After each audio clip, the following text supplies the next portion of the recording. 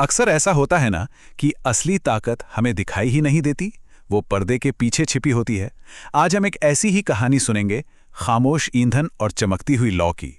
ये कहानी हमें उन चीज़ों की कीमत समझाएगी जो अक्सर हमारी नज़रों से छिपी रह जाती हैं। जरा इस लाइन के बारे में सोचिए, मेरी गैस के बिना तुम सिर्फ एक ठंडा धातु हो। कितनी पावरफुल लाइन है ना। यहीं से हमारी कहानी का असली ड्रामा शुरू होता है। तो चलिए देखते हैं कि आखिर ये कहने की नौबत आई ही क्यों।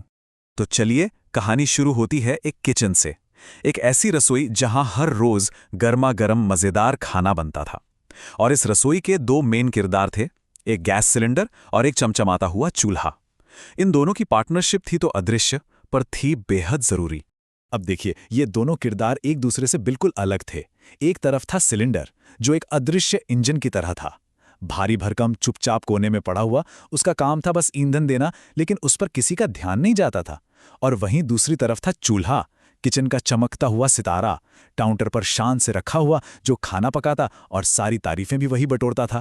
और देखिए, ये साझेदारी बढ़िया चल रही थी, सब कुछ ठीक था।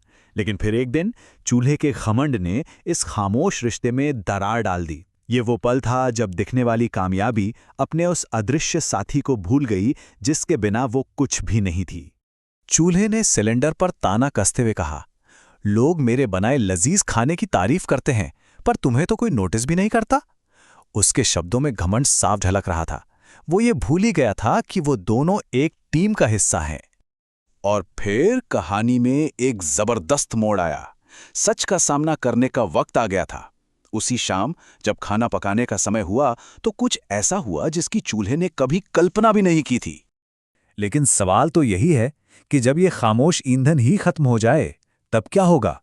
इस घमंड का अंजाम क्या निकलेगा? और जवाब मिलने में देर नहीं लगी।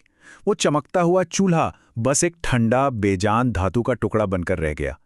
उसने जलने की बहुत कोशिश की, पर एक चिंगारी तक नहीं निकली। ठीक वैसा ही हुआ जैसी सिलेंडर ने चेतावनी दी थी। इसका असर देखिए किस पे पड़ा, पूरे परिवार पर। परिवार भूखा था, परेशान था और इंतजार कर रहा था। रात के खाने में देर हो गई और तब जाके सबको समझ में आया कि असली गड़बड़ कहाँ है। सारी चमक दमक धरी की धरी रह गई। इस एक घटना ने, इस एक नाकामी ने उस घमंडी चूल्हे को विनम्रता का सबसे बड़ा पाठ पढ़ाया। ये वो मौका था जब उसे हार का सामना करना पड़ा और दूसरों का सम्मान करना सीखना पड़ा। तो ये हुआ कैसे? चलिए एक एक करके देखते हैं। सबसे पहले नाकामी। चूल्हा जलने की कोशिश करता है, पर कुछ नहीं होता। फिर आता है एहसास। परिवार को पता चलता है कि असली दिक्कत तो खाली सिलेंडर है।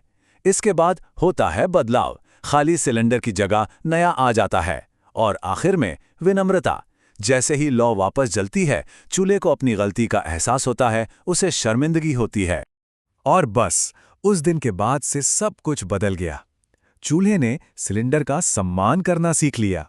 उसे समझ आ गया था कि असली ताकत चमक दमक में नहीं, बल्कि साथ मिलकर काम करने में है।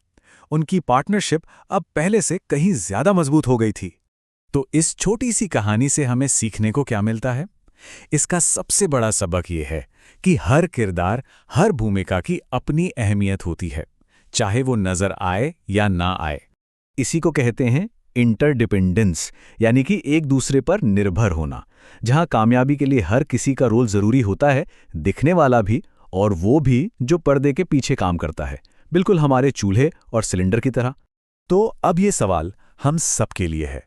हमारी अपनी दुनिया में, हमारी जिंदगी में वो साइलेंट फ्यूल यानी कि खामोश ईंधन कौन है? कौन है वो लोग जिनका काम शायद हमें दिखता नहीं, पर जिनके बिना हमारा काम चल ही नहीं सकता?